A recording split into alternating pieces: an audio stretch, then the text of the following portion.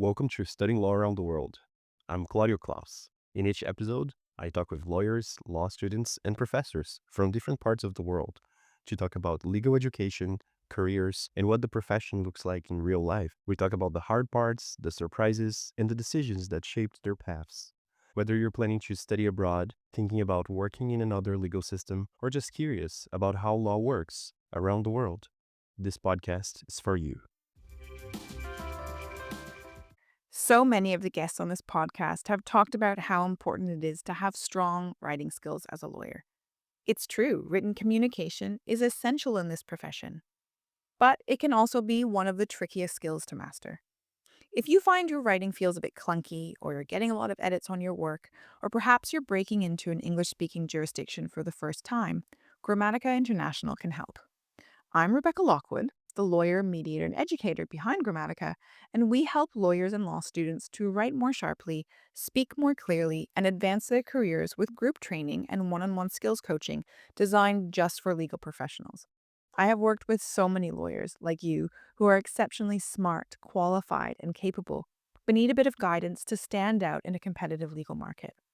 And I get it myself, having lived and worked in 5 countries during my 17 years in law and education. Whether you're looking to sharpen your writing skills generally, refresh your CV, or draft an application for a law program, Grammatica can help. Visit grammatica.co to learn more.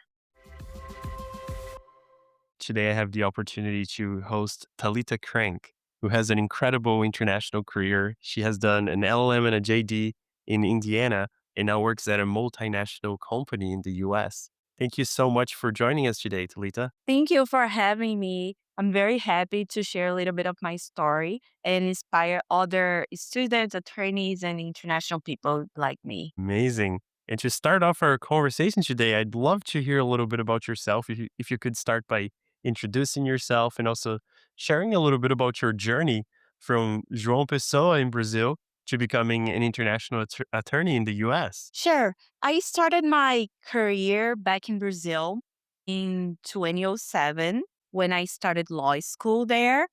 And I came from a family of attorneys, so it was easy to choose which profession I wanted because since I was very young, I used to go to my mom's law firm and help her with administrative things. So I grew up in a law firm. Then I graduated in Brazil in 2011. I took the Brazilian bar exam when I was still in law school.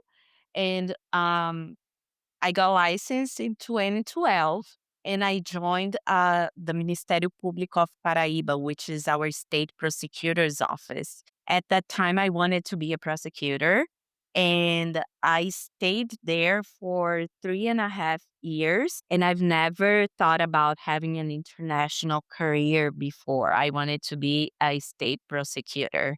But then life happened and I met my husband in Brazil and he's American. And when the relationship started to be more serious and we decided to get married and move to the US, I still wanted to be a lawyer. So I'm one of those people who chose to be a lawyer twice. Then I had to restart my career in Indiana. At that time, I could not just take an LLM and the bar exam like some states in the US allows you to do. I had to do the entire JD Juris Doctor, the course, the 3-year full-time course to be able to sit for the bar in Indiana. So then I started my career back in law school doing an LLM. I finished in 1.5 years, and then I started the JD after graduation. So it was back to back.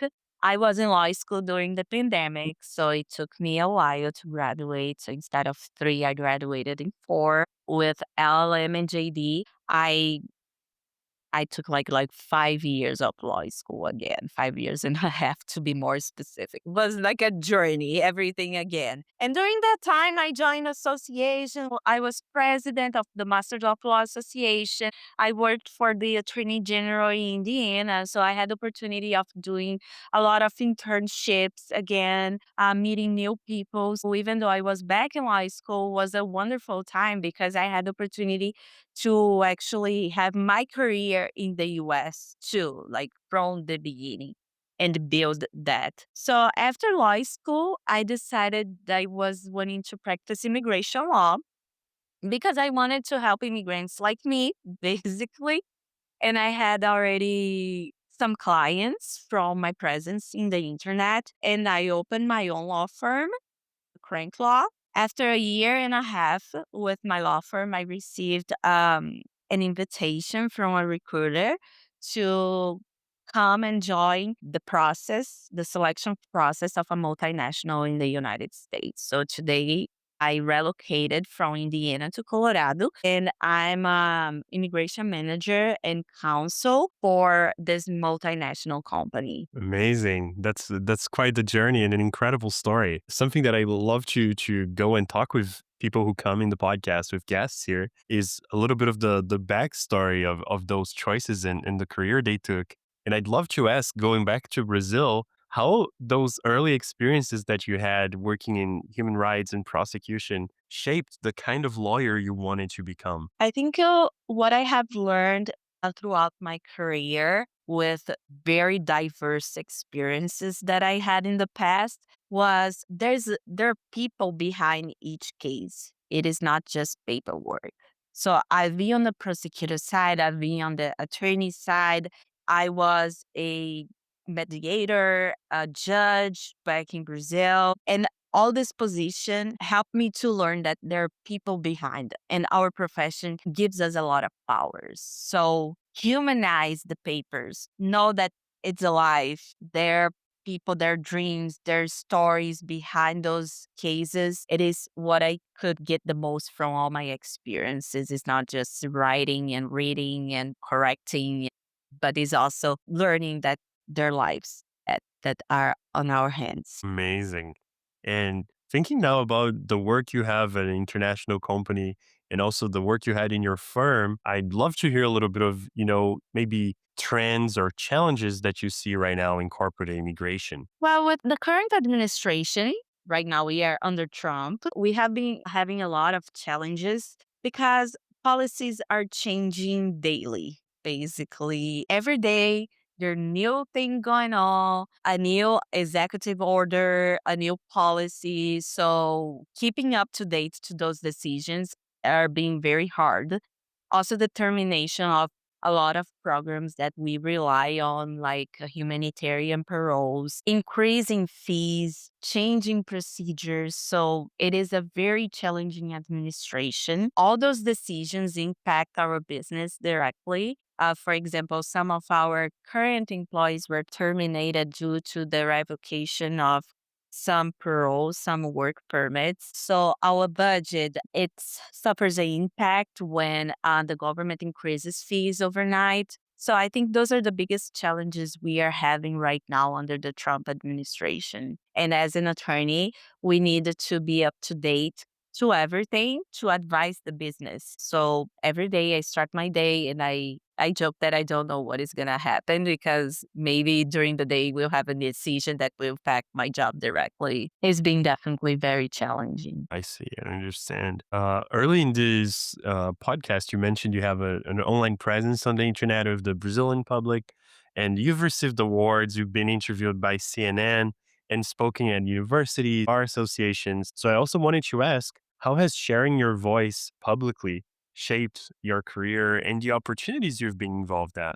Definitely helped me a lot with networking. My online presence was very organic because I started back in 2016 when I started studying English in the US. So I couldn't drive because of all the paperwork and documents we had.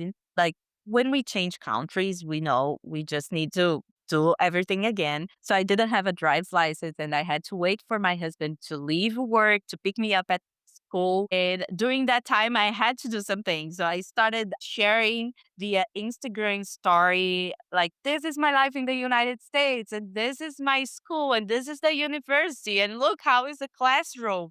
But back on that time, not a lot of people used to do that. So it became interesting. And people knew that I was determined to have my career back and become a lawyer in the United States. So people actually were interested to follow that journey. And they started following me and going through everyday school, everyday life, and, following those things. I was able to inspire a lot of young attorneys, a lot of international people to start their international career too, because sometimes you think it's impossible. It's so hard. It is hard. It is, but it's not impossible. It takes a lot of determination. It takes a lot of hard work, but it's not impossible. So sometimes when people were seeing that, they could see that it was possible. And because of that, I was able to have a network of attorneys, international attorneys, people from all around the world. And those people were helping me when I graduated and I became a lawyer, either referring me, recommending me for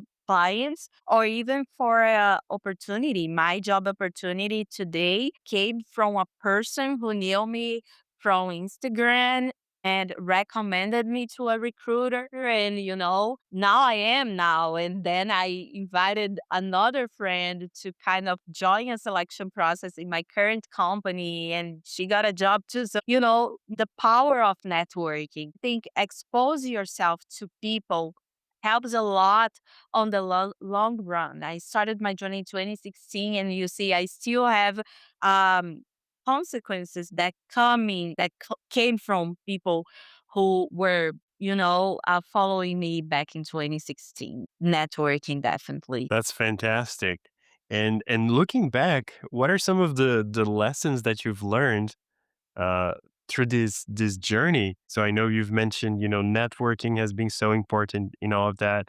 I also loved what you said about humanizing the documents and seeing the person and their dreams behind every case. But I also know you learned a lot about resilience, leadership, and navigating these very different legal systems. Definitely resilience, because it took a lot of years, hard work, study, uh, time to get what I am today. Coming to a new country is not easy at all, especially with a different language. So I had to learn English.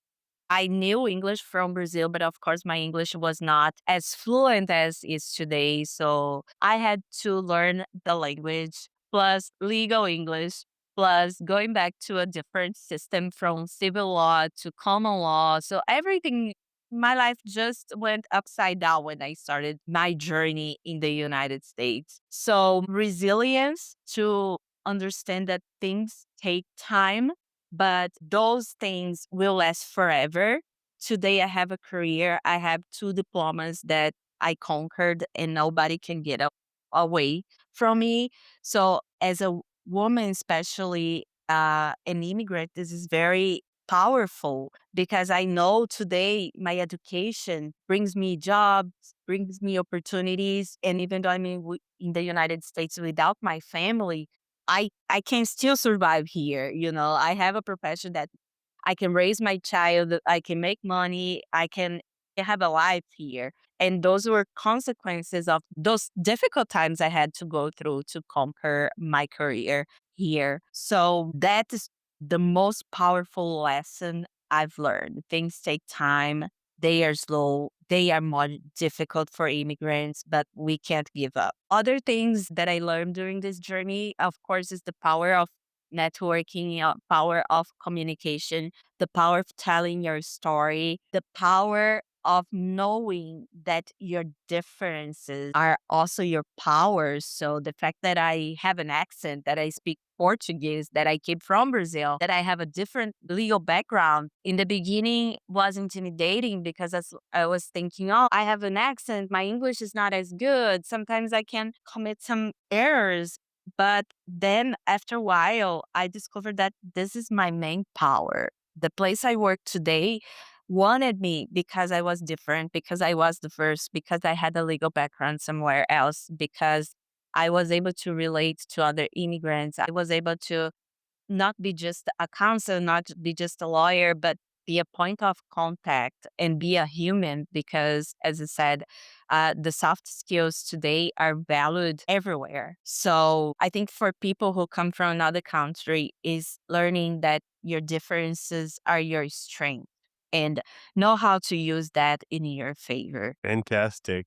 And to wrap up today's episode, I wanted to ask you, what advice would you give to law students or young lawyers who are thinking about building an international career? Definitely learn English. That's the first thing I can tell you. Doesn't matter where you are right now, but learning a second language, especially English, can open doors everywhere, even in Brazil. I work for a multinational company today that also brings people from Brazil. So, not only the people who are in the United States can get opportunities, but you can get opportunities in your home country. So if you join a multinational in your home country, maybe this multinational can bring you somewhere else. But those things will happen if you are very dedicated, if you perform well, and if you learn English or maybe a second language in the country you want it to go. So this is the first advice I give to anyone. Then research a lot. Come with a plan. Have a plan, a financial plan, a plan for scholarship, plan for your university, a plan for your city, a plan for everything. Just plan your life, plan the life of your dreams and start from the bottom. Like you start researching small things like what is the cost of the LLM? What is the cost of the JD? Is there any way that I can get a scholarship? What I can do in Brazil that can help me to get another opportunity in a different country? I talk a lot about Brazil because I'm Brazilian. But what are the opportunities you have in your home country that can help you in the long run? What type of law I can start working in Brazil, but can also serve as an experience to my next step internationally. So coming with a plan helps you in the long run. Also, try to find people that have done the journey you want to pursue. So we talked a lot about networking, but learning is what are the advices those people can give to you, what are the challenges those people face before can help you to have a big picture of all the challenges you're gonna face and plan and talk and meet people and invite people for a coffee, invite people to be your mentor, have mentors. That helps a lot. So those are the type of advice I give to people. I think putting yourself out there and getting information, getting feedback will help you a lot on the long run. Amazing. Thank you so much for taking the time to sharing those. Thank you so much. Thank you for the opportunity of sharing my story. I can say you can do that. Like it's definitely possible. It takes time, but it's possible. Today in the United States, I conquered all my dreams, and all these dreams came from education. I dreamed while I was in law school to work for a multinational company, to work for a diverse place, to be able to share my culture, to be able to work with everything I have to offer, which is my language, my culture, my law school in Brazil, my law school in the US, my English, everything was very important to me. And I found a position today that I'm able to do everything. So it's definitely possible. And also, available. I'm still available for everybody who needs me. Like, any advice, anything, all the young professional, all the attorneys need, I'm available. I'm on the internet everywhere. So just reach out if you need some encouragement in this journey. And thank you again for having me here. And congratulations on your project. Thank you all for tuning into today's episode. And thanks again, Talita, for all the incredible advice. Thank you. Bye bye.